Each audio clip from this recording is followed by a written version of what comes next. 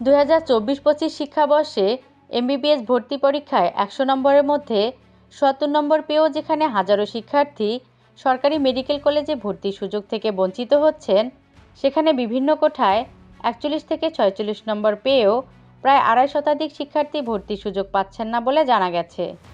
এদিকে বিষয়টি জানাজানি হলে সামাজিক যোগাযোগ মাধ্যমে সমালোচনা ও নিন্দার ঝড় ওঠে। ক্ষোভ জানিয়েছে বেশি নম্বর পেয়ে বঞ্চিত হওয়া শিক্ষার্থীরা। রোববার বিকেলে এমবিবিএস ভর্তি পরীক্ষার ফল প্রকাশ করা হয়। এরপরেই কম নম্বর পেয়ে ভর্তির সুযোগ পাওয়ার খবর সামাজিক যোগাযোগ মাধ্যমে আসতে থাকে। স্বাস্থ্য শিক্ষা অধিদপ্তর সূত্রে জানা গেছে, দেশের 57টি সরকারি মেডিকেল কলেজে মোট 5,380টি আসনের মধ্যে মুক্তিযোদ্ধার পুত্রকন্যার জন্য 269টি এবং পশ্চাৎপদ জনগোষ্ঠীর জন্য 39টি আসন সংরক্ষিত। মুক্তিযোদ্ধা কোঠার 269টি আসনের মধ্যে 193 জন ভর্তি পরীক্ষায় 5 নম্বর তুলতে পেরেছেন। মুক্তিযোদ্ধার বাকি আসনগুলো মেধা তালিকা থেকে পূরণ করা হয়েছে।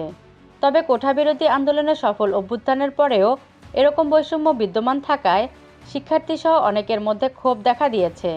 শিক্ষার্থীরা বলছেন, ভর্তি পরীক্ষায় 100 নম্বরের মধ্যে 70 নম্বর পেয়েও একদিকে হাজারো শিক্ষার্থী সরকারি মেডিকেল কলেজে ভর্তির সুযোগ থেকে বঞ্চিত হচ্ছেন, অন্যদিকে ভর্তি পরীক্ষায় 41 নম্বর কোঠায় অসংখ্য শিক্ষার্থী ভর্তির জন্য নির্বাচিত হয়েছেন, যে কারণে মুক্তিযোদ্ধাসহ বিভিন্ন সংরক্ষিত কোঠার মেয়ারপ্যাচের কারণে অনেক বেশি নম্বর পেয়েও বিপুল সংখ্যক শিক্ষার্থী মেডিকেল কলেজে পড়ার স্বপ্ন অধরাই থেকে যাচ্ছে। বৈষম্য বিরোধী ছাত্র আন্দোলনে হাজারো ছাত্র জনতার রক্তে অর্জিত দেশে এমনটা আবারও দেখতে পাওয়া আমাদের জন্য খুবই লজ্জার। স্বাস্থ্য শিক্ষা অধিদপ্তরের অতিরিক্ত মহাপরিচালক অধ্যাপক ডক্টর রুবিনা ইয়াসমিন গণমাধ্যমকে বলেন, কোঠার বিষয়টি ভেরিফাই করা হবে। কোঠার কাগজপত্র আনার জন্য প্রার্থীদের নির্দেশ দেওয়া হয়েছে 23 থেকে 24 জানুয়ারি। কাগজপত্র চেক করে কোঠার রেজাল্ট চূড়ান্ত করা হবে।